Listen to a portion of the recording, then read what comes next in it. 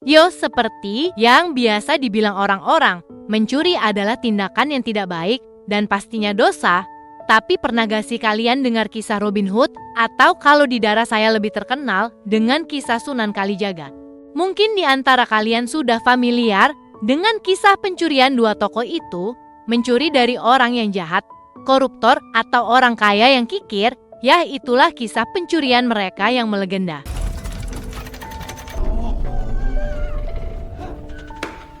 Tapi pernahkah kalian berpikir jika ada perampok yang mengembalikan hasil curiannya? Sepertinya film ini adalah yang paling tepat menggambarkan itu semua. Udah deh, aku sendiri capek basa-basi seperti ini. Bagaimana kalau langsung saja ke alur ceritanya?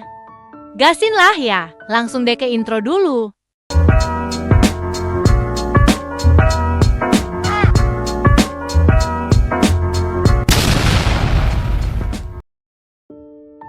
Jadi ada pria namanya Chan Pocong, tapi karena terlalu horor dan ribet diucapkan, kita panggil saja Agus. Kok malah kayak nama bapak-bapak tetangga? Oke, kita sebut Tony saja, lebih keren kan? Nah, Tony ini bukan sembarang orang. Dia adalah perampok super jenius yang sudah membobol puluhan bank di negaranya. IQ-nya 200 bung. Jadi bisa dibilang otaknya itu kayak perpaduan antara Einstein dan Sherlock Holmes, tapi versi yang nggak takut masuk penjara. Setiap aksi Tony selalu terencana dengan rapi, nggak ada yang namanya gerakan spontan ala-ala nekat. Semua dihitung sampai desimal terkecil, kayak mau ngerjain soal ujian nasional. Dia juga nggak pernah takut sama apapun, selama itu demi menjaga saudara-saudaranya. Siapa saudaranya? Ya, tim perampoknya yang punya nama absurd, The Perampok Ganteng Idaman Pak Percintaan. Ganteng tapi ngerampok. Kebayang nggak betapa bingungnya polisi waktu dengar nama geng ini? Kayak ini geng atau lirik GGS milik Reza Arab. Meski jenius, Tony tetap jomblo kayak kalian. Tapi beda, jomblonya dia bukan karena kurang laku. Michelle punya prinsip, nggak nikah sebelum hidupnya mapan. Bukan jomblo ngenes, tapi jomblo berwibawa. Dia ini hampir nggak punya kelemahan, kecuali satu hal yang bisa bikin dia ketar-ketir, kentutnya Uncle Bean.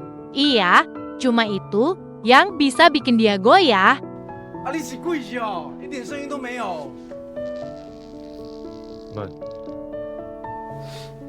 Uncle Bean ini anggota tertua di kelompok dan dia bertugas sebagai master penyamaran. Mau jadi siapa saja, tinggal bikin topengnya, suara, gerakan, sampai gaya tidur orang bisa dia tiru. Pokoknya serahkan sama Uncle Bean kalau urusan nyamar doang ya. Cuma jangan serahkan kentutnya, itu fatal.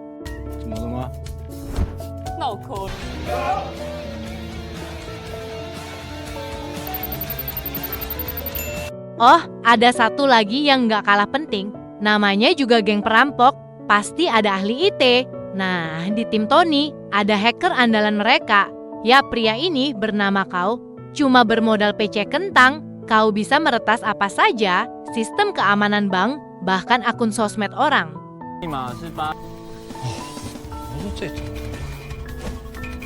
Kalau dia mau, isi chat WA pejabat korup yang suka ngecelup anak kuliah, bisa dia bongkar. Katanya, itu rasanya kayak anak sendiri. Ya, taulah alasan klasik.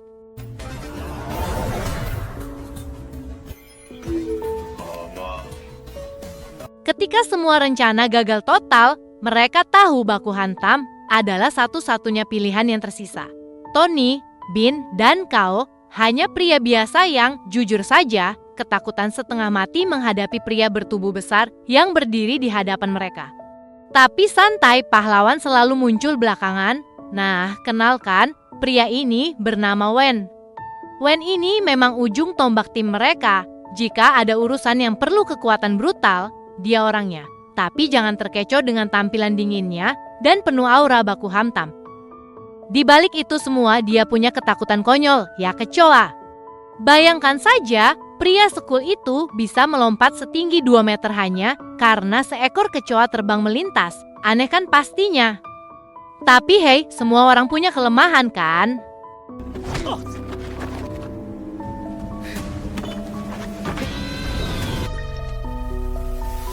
Kali ini, misi mereka adalah merampok bank terbesar di Taiwan atas perintah seorang mafia bernama Tuan Hu. Tugas mereka terdengar sederhana, bobol bank dalam waktu 24 jam, bawa uangnya, dan keluar. Gagal? Well, mereka harus siap-siap dijemput malaikat maut.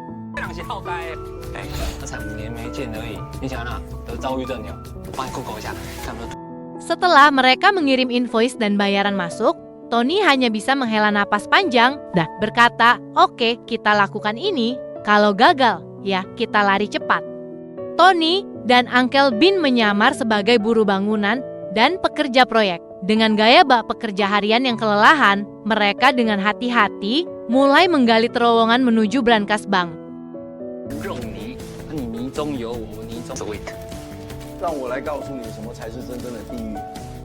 Rintangan demi rintangan berhasil mereka lewati dengan lancar, hingga akhirnya mereka berdiri tepat di depan brankas, wajah mereka penuh keringat, tapi senyum kemenangan mulai muncul.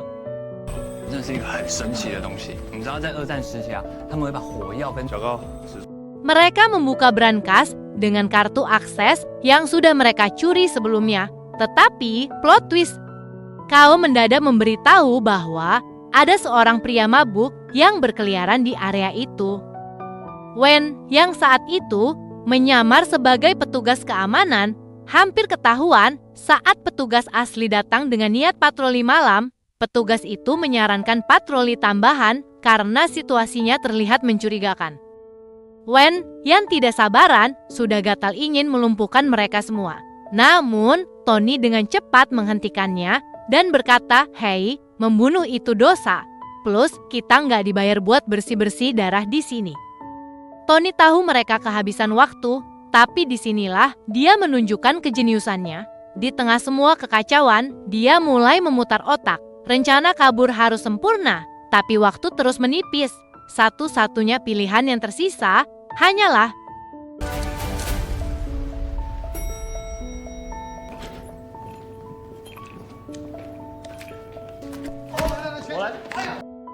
dengan cepat, Tony menyuruh Uncle Bin membawa uang lebih dulu dan mengamankannya, sementara dia sendiri akan mengakses data penting bank tersebut.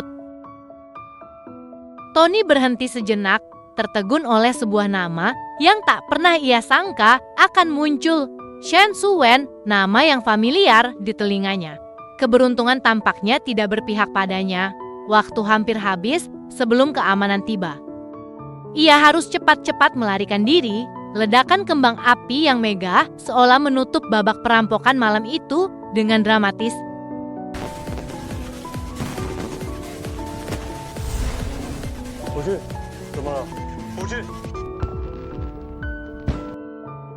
Dalam perjalanan menuju markas Tuan Hu, Tony tampak begitu tenggelam dalam pikirannya. Teman-temannya melontarkan berbagai pertanyaan, tapi Tony hanya memberikan mereka tatapan kosong, seolah sedang memikirkan kopinya di warung Cakno yang masih berstatus hutang. Tiba-tiba, sebuah notifikasi muncul di ponsel Tuan Hu yang mereka sadap, dan mereka mendengarkan sesuatu yang bikin jantung berdebar. Tuan Hu ternyata adalah penipu ulung. Meskipun mereka dibayar, semua itu hanya untuk menjadikan mereka sebagai kambing hitam. Percakapan yang terekam mengungkapkan siapa yang sebenarnya berada di balik layar. Dan ya, pria ini Chen, CEO bank yang mereka rampok. Chen, si mastermind di balik skema ini, baru-baru ini meluncurkan mata uang kripto baru yang katanya akan membuat semua orang kaya mendadak.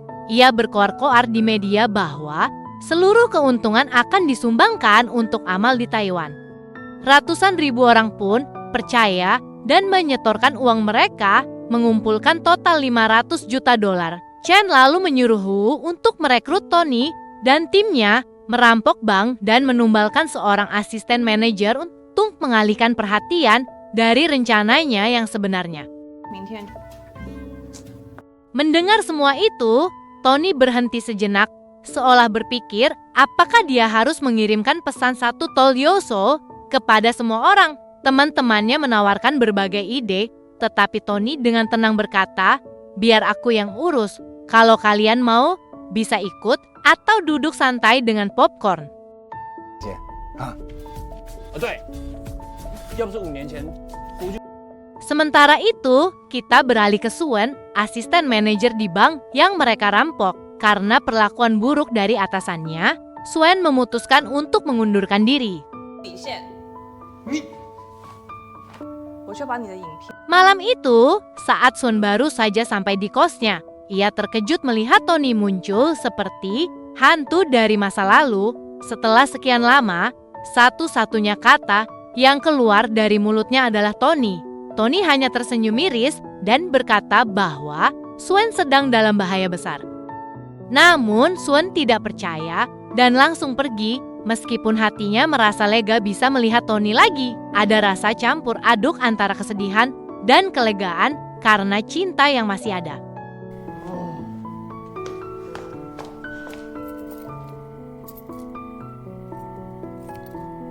Tony dengan serius meminta Suen untuk pergi ke tempat yang aman. Suen marah, merasa tidak tahu apa-apa dan tidak pernah melakukan kesalahan. Michelle menjelaskan bahwa Suen mungkin tidak bersalah, tetapi Chen, atasannya, telah menipu semua orang, termasuk mereka yang kini jadi korban.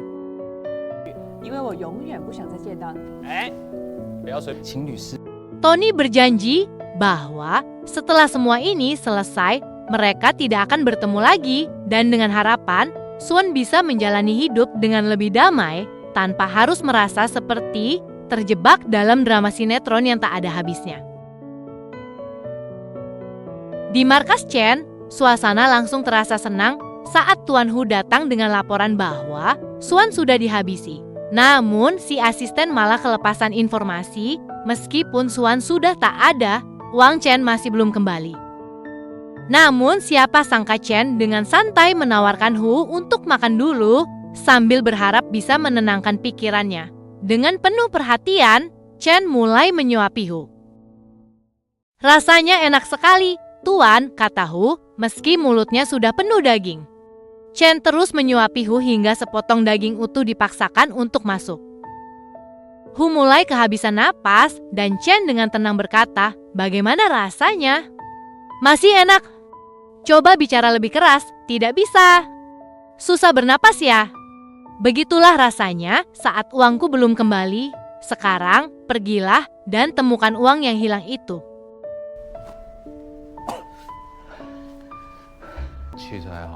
Pindah ke Tony, di sana ia menjelaskan rencana untuk masuk kembali ke bank.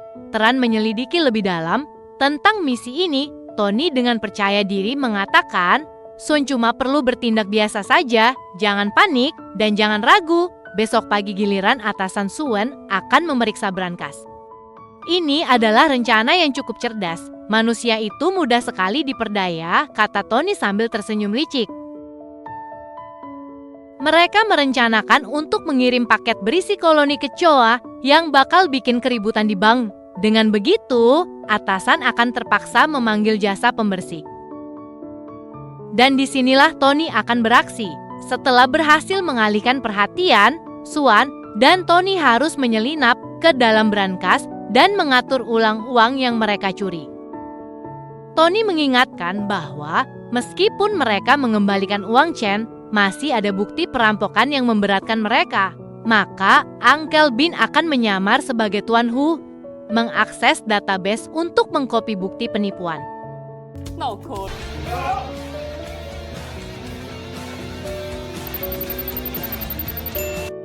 Namun, Suen masih meragukan mereka sebagai perampok handal.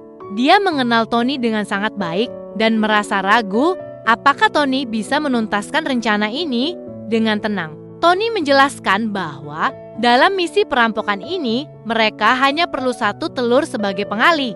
Anggap saja telur ini sebagai trik sulap, tambah Tony dengan nada bercanda.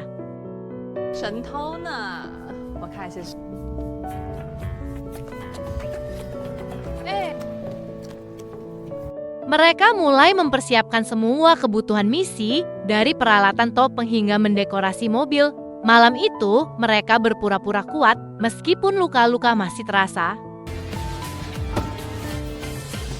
Di tengah persiapan, Suen bertanya kepada Tony mengapa dia menghilang selama 5 tahun. Bukankah Tony dulu yang berjanji untuk bertemu, tapi justru meninggalkannya begitu saja? Tony menjelaskan bahwa malam itu dia tertangkap dan harus menjalani hukuman.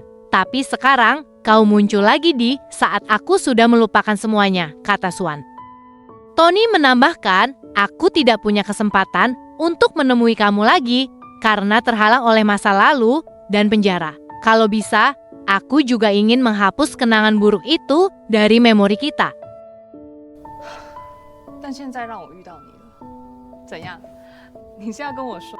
Hari yang dinanti-nanti akhirnya tiba dengan gemuruh yang tak tertahan. Para perampok dengan rencana yang sangat cerdas bersiap untuk melaksanakan aksi mereka.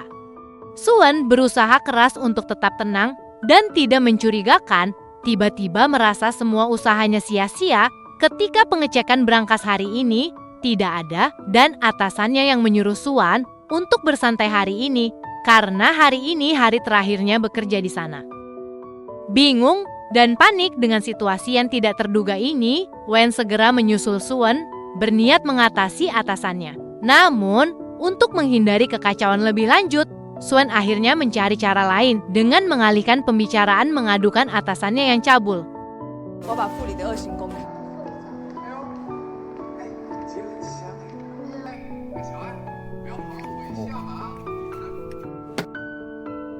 小韩，你太可怜了，你放心，我一定。 Kunci brankas akhirnya berhasil diambil. Wen mulai membuka semua kotak, namun merasa kecewa ketika dia mengira terjadi kekacauan. Ternyata semua pegawai di bank tersebut tidak takut dengan kecoak. Swan, yang sempat kehilangan harapan, tertegun oleh situasi tersebut. Tiba-tiba, atasannya keluar dari toilet dengan wajah ketakutan, berteriak dan langsung menelepon petugas pengendali hama. Tony pun muncul dengan penuh semangat. Bersama Wen, mereka melanjutkan ke bank di mana Uncle Bin sudah siap dengan penyamarannya dan semua CCTV telah mereka sadap. Tahap kedua misi akhirnya dimulai dengan penuh antusiasme.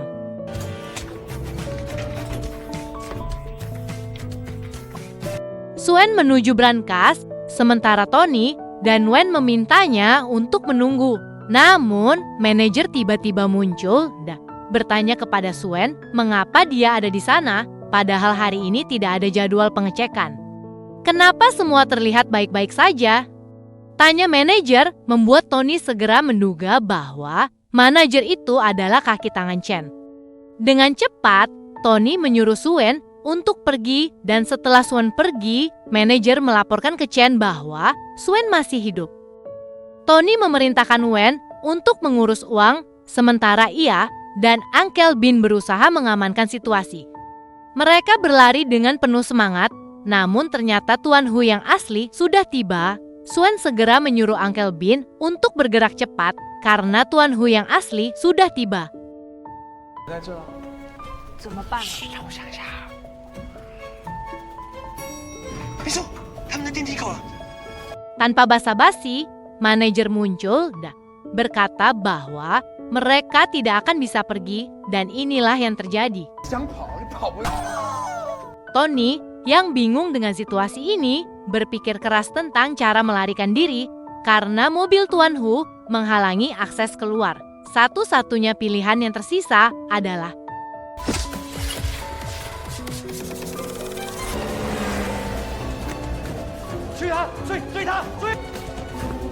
Uncle Bin harus menghadapi Tuan Hu yang asli.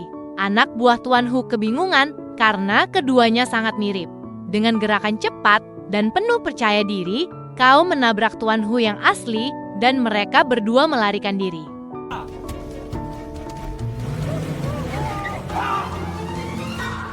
Di sisi lain, terjadi kejar-kejaran sengit antara anak buah Tuan Hu dan Tony. Suara alarm kereta yang menggema memberikan kesempatan bagi Tony memanfaatkan itu untuk melarikan diri. Namun karena sifat jumawa yang mendarah daging, Tony malah rekel-rekal. Tapi inilah yang terjadi.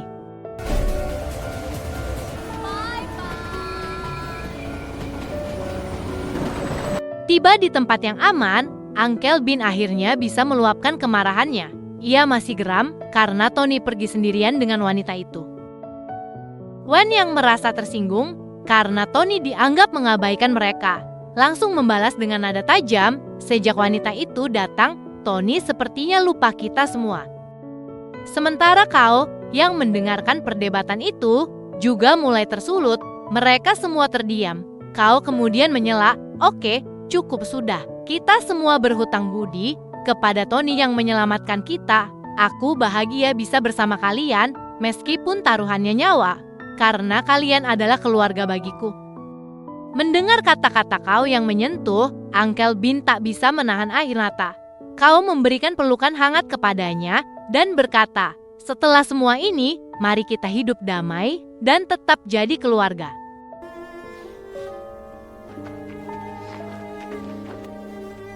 Tony dan Sun akhirnya sampai di markas mereka. Tony menawarkan uang dan dokumen untuk melindungi Sun, tapi Sun menolak. Ia merasa Tony hanya menilai dirinya dari uang seperti barang yang bisa dibeli. Sun merasa beban yang ditanggung Tony terlalu berat dan tidak ingin melihatnya menderita. "Ton, masalah pekerjaanmu tidak perlu dibahas. Yang penting, beranilah meminta bantuan saat kamu butuh. Aku akan selalu ada di sini untukmu." 你这个笨蛋，你帮你好不好？ Pada rapat malam itu, Tony mulai dengan permintaan maaf kepada teman-temannya. Ia mengakui kesombongannya dan ketidaktahuannya selama ini. Dengan penuh rasa, Tony akhirnya mengatakan, "Tolong bantu aku." Teman-temannya, termasuk Wen, menyambut baik permohonan itu. 客套话了，咱是 family 呢，但是哦，你可以道歉。有一次就好了。 Wen lalu bertanya, "Waktu Tony melindungiku dari tembakan, apakah Tony merasa takut?" Tony menjawab sambil tersenyum, "Jelas tidak, cuma sedikit gemeter doang." 怕呀，可是我更害怕失去你。啊，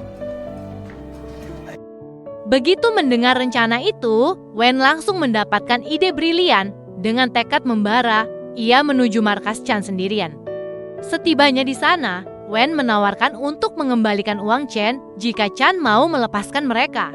Namun, Chan tampaknya belum siap untuk menelan tawaran itu begitu saja. Hanya uang?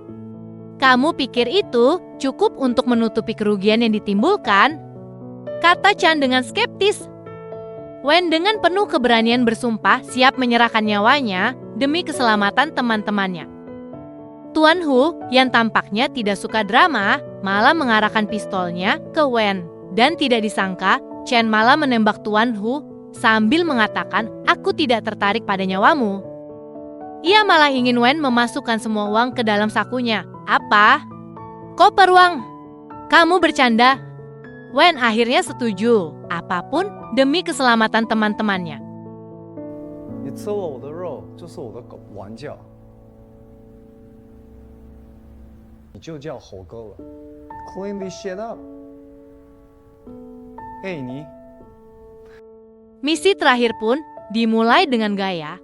Kelompok itu berpenampilan seperti karakter film action, menodongkan senjata ke semua orang sambil meretas akses bank dan CCTV dengan santai. Hey. Kao dan Uncle Bin ditugaskan menjaga tawanan, sementara Tony dan Sun turun untuk membuka brankas. Tony akan mengurus uang bersama Wen, jadi temui aku di lokasi secepatnya. Aku percaya padamu, jangan buat aku menyesal. Tak lama setelah itu, polisi mulai berdatangan. Kao, yang kini berperan sebagai perampok, dengan lihai menggunakan Sandra sebagai pengalih perhatian. Kao memulai drama masa lalunya yang suram di depan polisi, walaupun kelihatannya cerita itu hanya karangan doang sih. Drama itu ditutup dengan Kao meminta pizza ke para polisi. 披萨、摇滚披萨、玛格丽特披萨、4种 cheese 披萨、海鲜种披萨，还有最，拜拜。 Ketika pintu bergetar keras, Sandra dan yang lainnya ketakutan. Namun, atasan mereka dengan cerdik melihat pintu yang tidak terkunci dan segera melarikan diri. 这不是赶一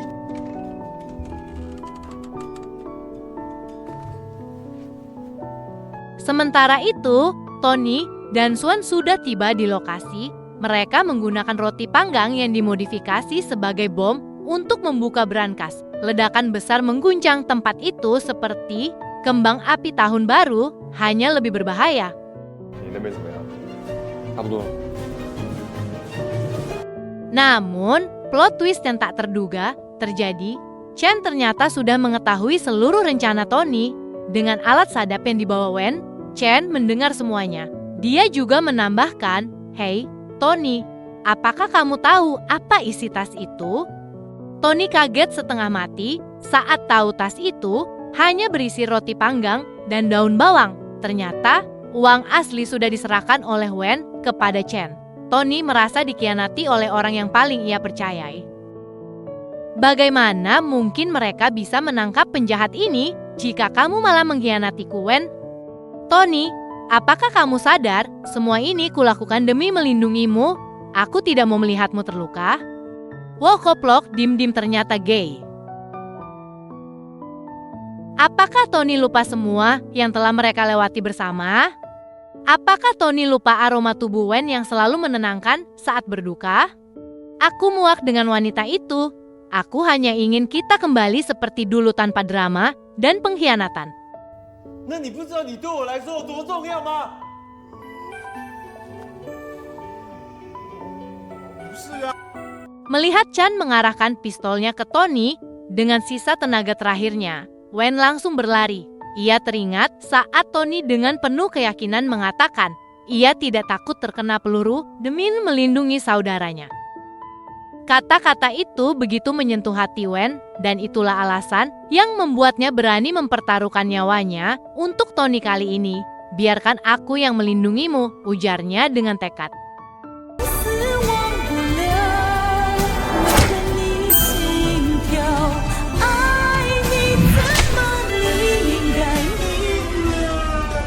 Di tengah situasi yang semakin terpojok dan Sun berusaha menarik perhatian Chen, Suan mengungkapkan bahwa dia tahu Chen lelah dan dalam lubuk hatinya, Chen hanya menginginkan tempat pulang yang indah. Ternyata kata-kata Suan berhasil menyentuh hati Chen. Namun semua itu hanyalah tipuan. Ledakan yang terjadi membuat polisi terkejut.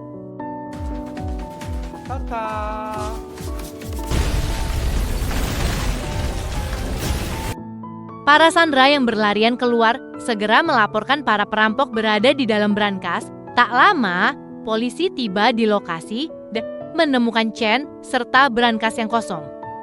Notifikasi di ponsel komandan menunjukkan perkembangan baru. Mereka meminta Chen menunjukkan di mana brankas pribadinya. Chen bersumpah tidak ada uang, tetapi saat brankas dibuka, Chen ditangkap atas tuduhan penipuan dan perampokan. Dengan berbagai pasal yang menjeratnya, pria tamak ini akhirnya harus menghadapi konsekuensinya.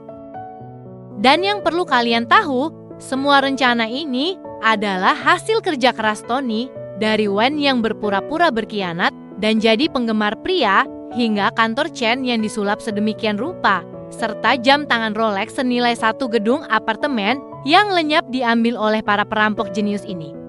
Mereka tidak akan pernah melupakan momen ini dan mereka juga tidak akan pernah ragu dengan pemimpinnya. Satu hal yang selalu mereka ingat adalah bahwa kesuksesan itu 90% usaha keras dan sisanya adalah kepercayaan.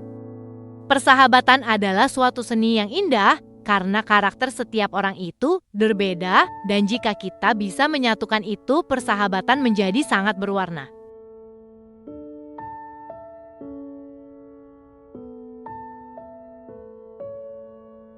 Sudahlah kita akhiri cerita ini aja ya, soalnya saya mau ke salon dulu. Saya segenap tim minta maaf dan jangan lupa subscribe ya, oke?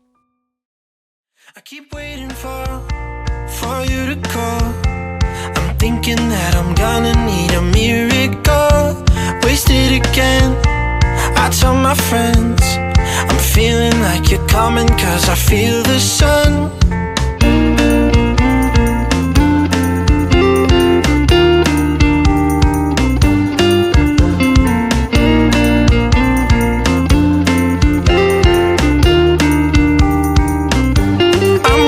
For the special touch you give, I'm needing it more than I ever did. listen up.